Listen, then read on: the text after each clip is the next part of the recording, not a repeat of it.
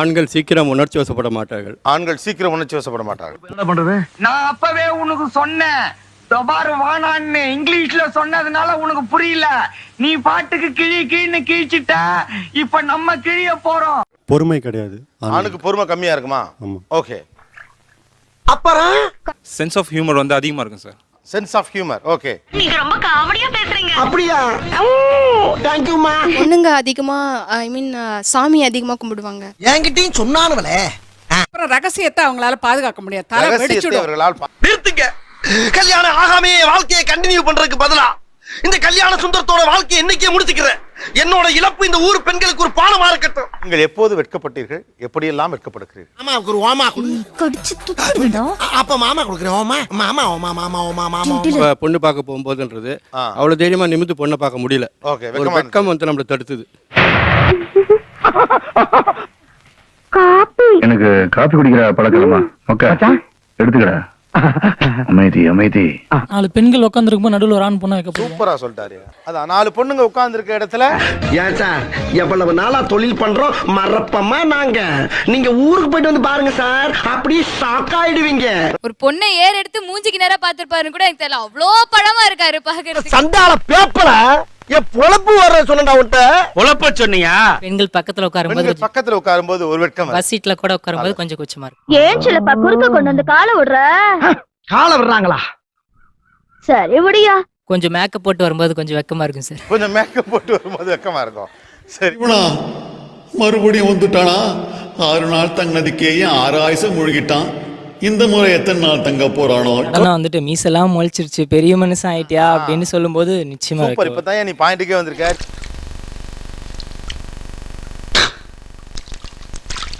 சரி, நான் செவனேந்தானா போய்க்கிருந்தேன். யாரு வம்பு தும்புக்காச்சும் போனா? கல்யாண பேச்சு எடுக்கும்போது வெட்கம் வரும். நீ தைரியமா சொல்ற என் தங்கம். இதெல்லாம் கல்யாணத்துக்கு அப்புறம். ஐயோ எப்படி வளர்த்திருக்காங்க. சொல் சொல் சொல். இந்த பொண்ணு கிட்ட பேசுறதுக்கு திணறுவாங்க. அப்படியே பப்ளிக்கா தெரியும், கை கால்லாம் நடுங்கும், அப்படியே உதறும். அது ரொம்ப பிடிச்சு போச்சா? ஏங்க என் தங்கச்சி உங்கள்கிட்ட கொஞ்சம் தனியா பேசணும்னு ஆசைப்படுதுங்க.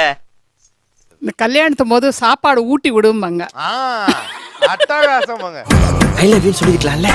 சொன்னா மட்டும் இப்போதைக்கு ஓகேன்னு சொல்லுவாளுங்க. அதுக்கப்புறம் எங்க அப்பா வேற ஜாதி நான் ஒத்துக்க மாட்டேன் அப்படி இப்படின்னு சொல்லிட்டு இவ்வளவு பண்றதெல்லாம் பண்ணிட்டு ஃபுல் பிளேமே அவங்க அப்பா மேல தூக்கி போட்டு ஓடிடுவாளுங்க. கல்யாணம் ஆன 10 மாசத்துலயே குழந்தை பிறந்துச்சு எனக்கு. ஸோ ஆனிவர்சரி அதுக்கப்புறம் தான் நடந்தது.